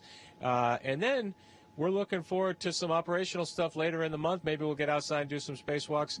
And our efforts in these coming weeks will be in that effort. So we're all super excited to have 2 more crewmates to the Expedition 63 team. Awesome. And, of course, here in Houston, this is the home of the astronaut office, and the Johnson Space Center is led by Mark Geyer, and I'm going to turn it over to Mark for a few comments. Thank you, Jim. Hey, it's great to see all of you there. Good to see you, Bob and Doug. I know we talked a few days ago. You look a little taller than I remember you. And but I also want to thank Anatoly and Iman and, of course, Chris for what you guys have been doing since you all arrived. And I know there's been a ton to do, and you've been really busy, and I appreciate that. So I also like this visual of our international partnership. We have had a tremendous partnership with Roscosmos, and we will continue to do so. But it is nice to see crew arrive from this side of the space station. So that was pretty cool after 9 years. I did have one question for Chris, though. What might you do to ensure that Bob and Doug stay longer? Do you have any strategy there?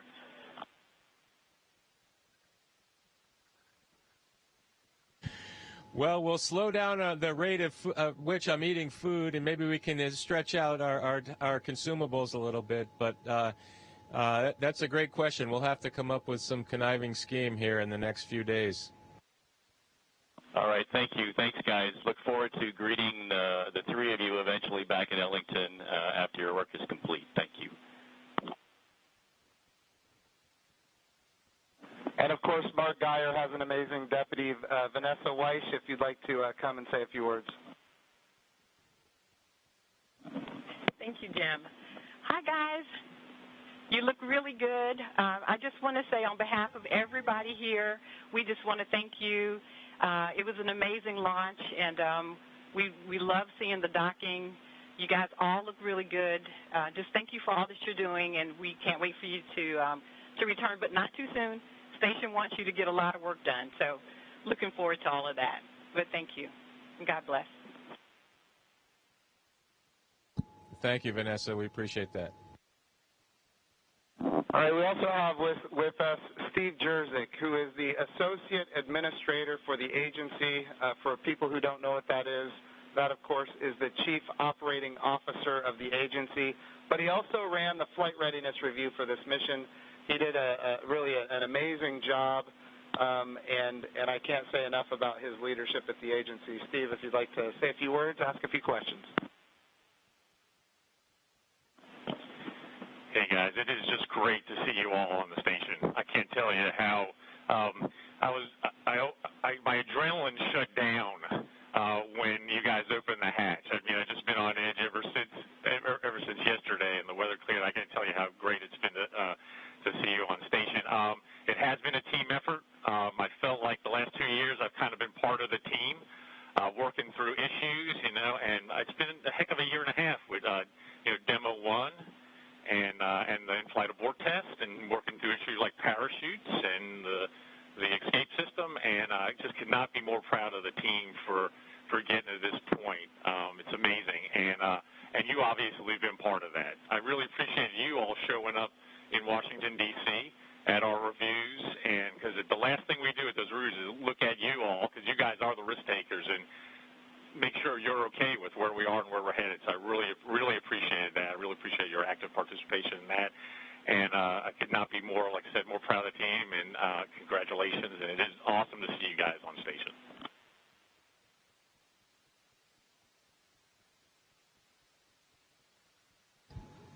Well, thank you, sir. We're just proud to be a part of the team that got to bring spaceflight back to the Florida coast. I appreciated the comment earlier that it was nice to see a vehicle come to the forward portion of the space station, but I'll tell you what, that's the only way Doug and I know how to do it. So thanks to the team for providing it to happen our way. We appreciate that. Well, Bob and Doug, just so you're aware, I'm being given the wrap signal. Doug, did you have something to say before we wrap it up here? Oh, no, sir. We're just happy to be here, and Chris is going to put us to work, and hopefully we will fit in and not mess too many things up. I have no doubt that you guys are going to do amazing work. I just want you to know the president came to the launch and the vice president came to the launch. About half the cabinet was at the launch. We had members of Congress and members of the Senate from both sides of the aisle, and this was an amazing moment of unity for the nation. It was an amazing moment for the whole world to look up. In the midst of the coronavirus pandemic and some other challenges, we were able to have this very, very special moment where we could all look at the future and say that things are going to be brighter tomorrow than they are today. And you and the NASA team and the SpaceX team gave us that opportunity, and for that we are so, so grateful. I would also be remiss as the NASA administrator if I didn't promote what comes next. And of course, this is the beginning. We are now launching to low Earth orbit again, but we will soon be going to the moon. We will be going to the moon sustainably with commercial partners and international partners. We're going to use the resources of the moon to learn how to live and work for long periods of time. Ultimately, we're going to take all of that knowledge and we're going to go to Mars. And of course, this time when we go to the moon, we go with a very diverse, highly qualified astronaut corps that includes women, which is why we call the program Artemis, named after the twin sister of Apollo, and she, in Greek mythology, was the goddess of the moon. This is the beginning. There is so much more to come, and I'm glad that our representatives of the Johnson Space Center are here because we're going to be asking them to fund this project. And what an amazing day that you guys have given us. So thank you from not just me and the people here, but from the United States of America and people all around the world. I'm more popular on Twitter than I've ever been, and it's because of you guys. Thank you.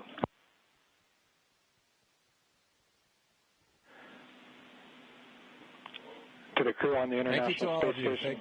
Thank you very much. Hey, Chris, we ask that you just hold your position for a few minutes. There's, of course, a number of photos we'd like to take. And then a quick note for those down here in the room. To Senator Cruz, Congressman Bobbin, Administrator Bridenstine, Director Geyer, and all of our distinguished visitors, thank you for your participation in today's historic event, and thank you for the leadership that has enabled it.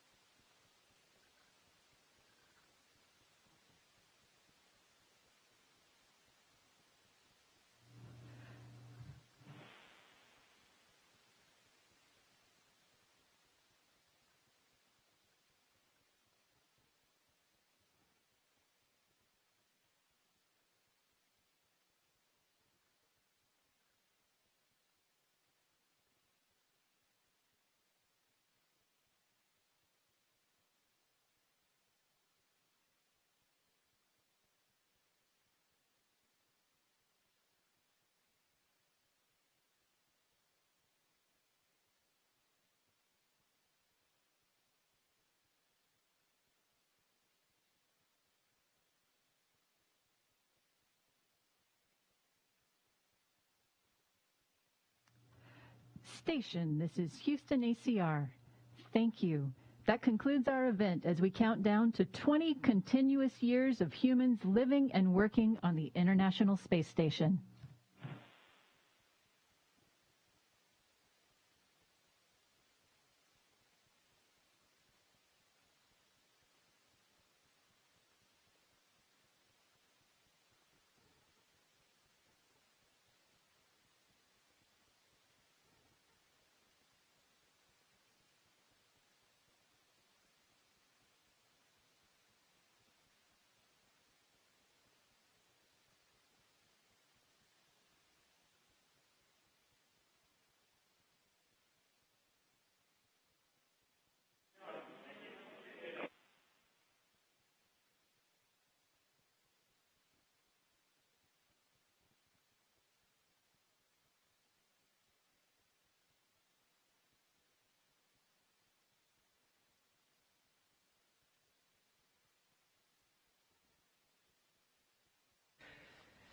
That concludes our coverage of the SpaceX Demo 2 mission in conjunction with NASA.